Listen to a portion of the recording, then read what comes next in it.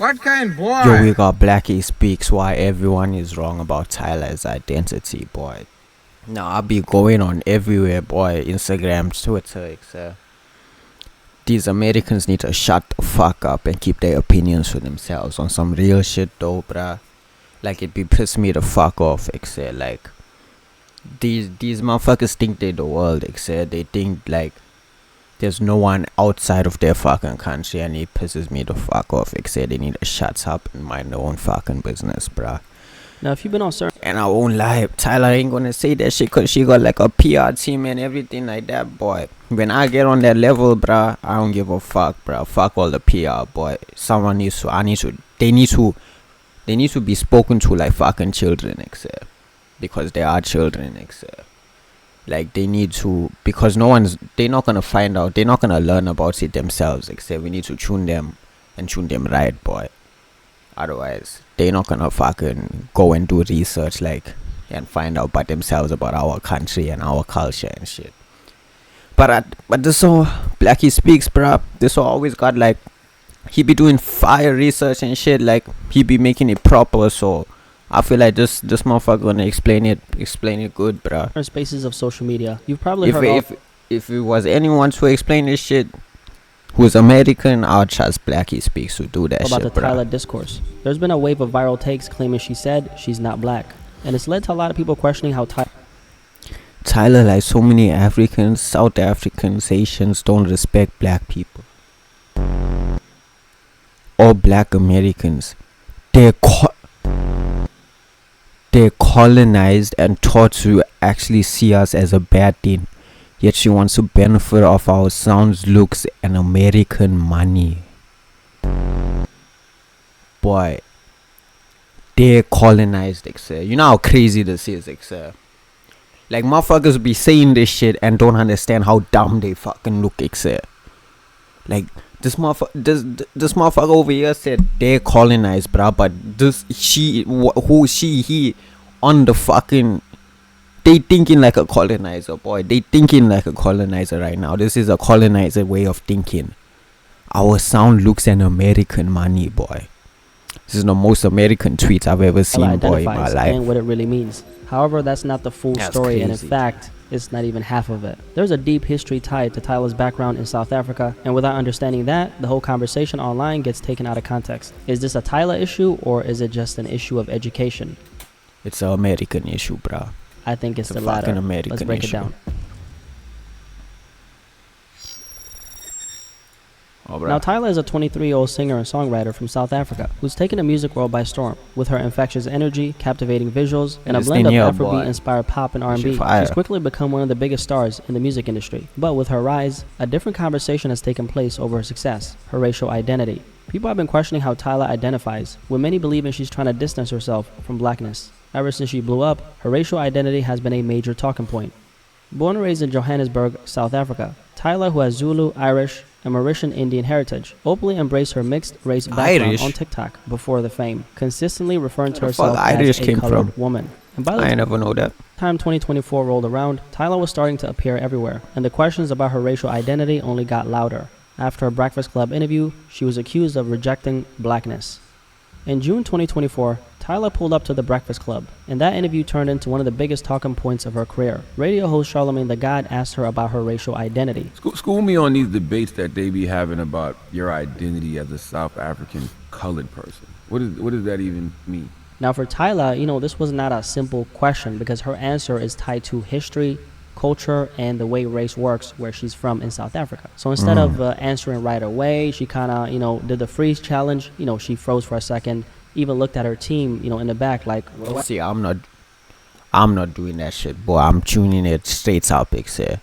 Fuck all that PR shit, boy. I say. And that little pause, that's what set everything off. Boy, the second you do that, you conform into their way of thinking, bruh. Their society, bruh.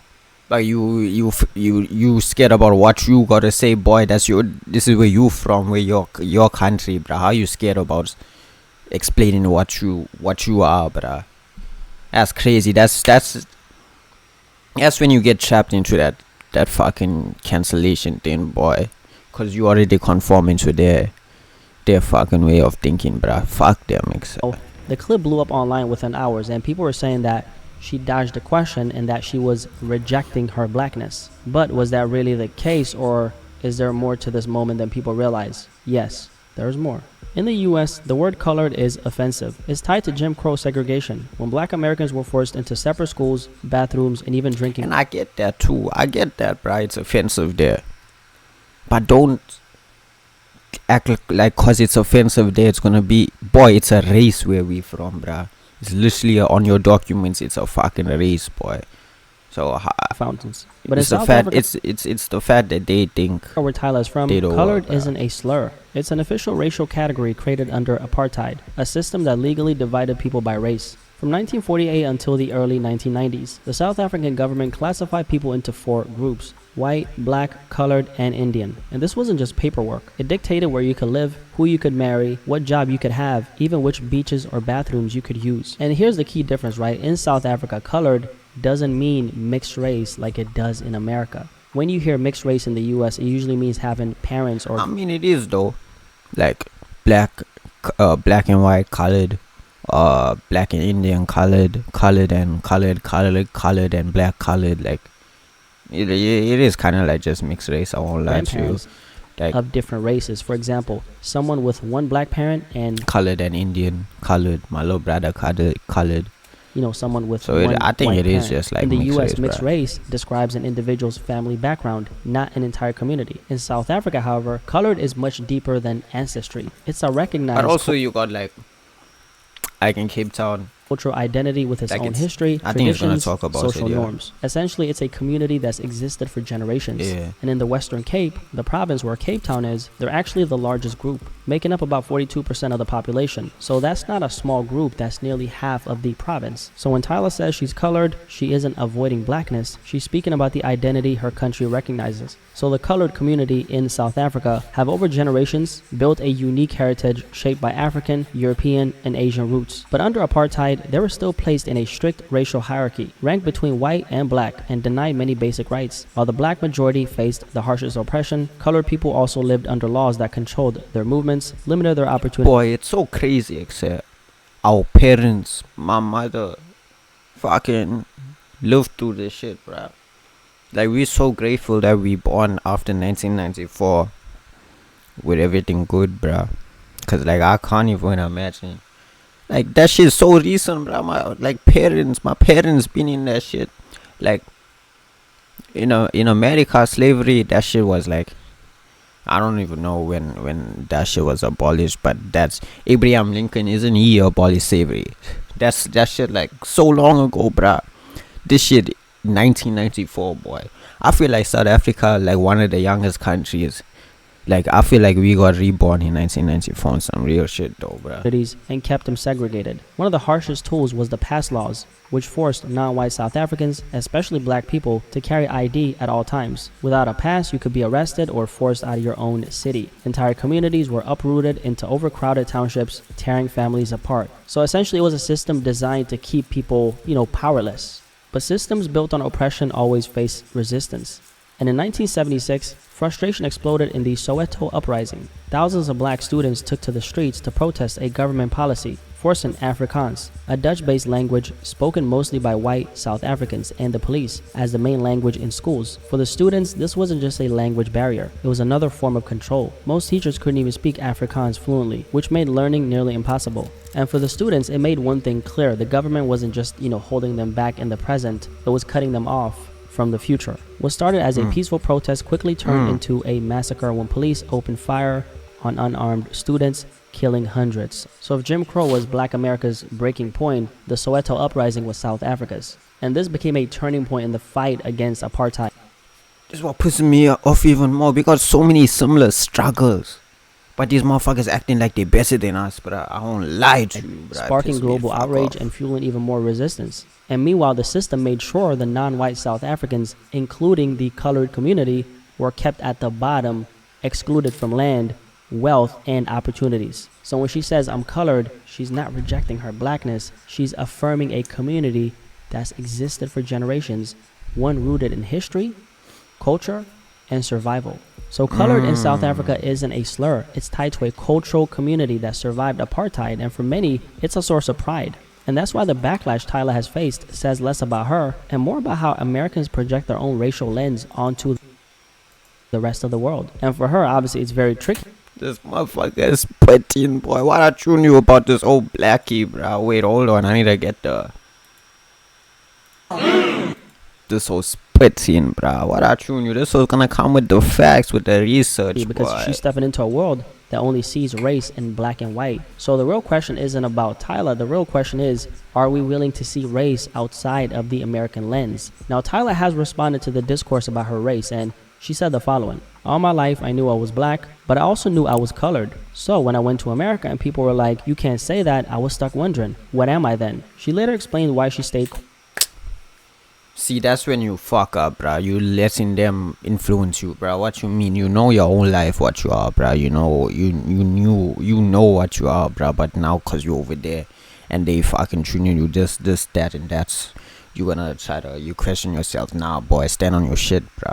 Why in that viral interview? She didn't want to unpack her culture on a platform built for sound bites, because every time she tried before, people twisted her words and ran with narratives she never said. Now, there's a couple less. That's why you gotta be direct with this shit, boy. I'm showing you, you need to talk to them like fucking babies, boy, like fucking cavemen. Lessons in this entire Tyla story, right? First of all, America doesn't own fucking like Americans not gonna, they're gonna do whatever the fuck they want, bro. Like you need to be direct and fucking the conversation on like, race. The way race is understood boy. around the world, and in South Africa specifically, shaped by apartheid's legacy, is completely different. And, you know, that's the part that most people have missed. Second, the world is so much bigger than America. I mean, the black experience is universal, but it's obviously not one-dimensional. I mean, there's literally black communities all over the world, right? Each with their own history, struggles, and cultures. And that's why Tyla calling herself so he's spitting colored isn't about rejecting blackness. It's about reminding us that identity isn't a one-size-fits-all box, and that the world doesn't revolve around the American lens. At the end of the day, this whole controversy is about education. I mean, people just don't really know what they don't know, and that ignorance is what turns someone's cultural pride into confusion. Too often, people expect others to strip away their identity just to fit in when they come to another place. America in this case, but that doesn't really make any sense. I mean, after all, isn't that what's supposed to, make America great in the first place? Tyla's identity isn't complicated, it's just misinterpreted and misunderstood. The backlash wasn't really about what she said, but about how people choose to hear it. Because instead of trying to understand, people imposed their own definitions and turned a non-issue into a controversy. And that's kind of frustrating because honestly, like, all you gotta do is you gotta just do a little bit of research. The facts are right there. Apartheid's impact is well documented, but people would rather react before learning. And that brings me to this. Isn't police and Tyla's identity the same thing so many of us as black people have fought against? The idea that someone else gets to decide what it means to be black. And it all goes back to the bigger misunderstanding. The idea that black people are a monolith. People shouldn't have to erase who they are to fit into someone else's narrative. Hopefully this conversation pushes more people to educate themselves before jumping to conclusions, because when you do that, you're just burning calories on a problem that doesn't exist. Anyway, if you made it this far, drop a like on this video. If you're new here, my name is Blackie Speaks. Nice to meet you. What I truly know about Blackie Speaks, boy. This all gonna come with the facts and the research, boy. Shout out to Blackie Speaks, bruh. I feel like this video needed to be made, sir. Like, as a person in South Africa, you're the first person to clear everything up. Everyone else is taking it all wrong. As a South African, I can say you did your research. Facts, boy. Americans need to learn that there are other black populations outside fucking America, boy. Facts, boy. Says she's colored South African. With Indian and only Americans find that hard to understand. Nah, she's still fine though. I won't lie to you. That's facts, boy. Medical education is simply the biggest contrast between two worlds you could have, boy. I just think it's not that deep, boy. It's not that hard to understand, bruh. Literally, as a South African, as a South African, Tyla is colored. I can make it see so kind of send me up, but now that's her identity. Facts, boy. Shout out to Blackie C. What the fuck did I just say, bro? Blackie C. I'm thinking about Blackie and Nasty C, but this is a different Blackie X. Yeah, but fuck it. Shout out to this motherfucker Blackie Speaks, boy. Came with the facts and shit, bruh.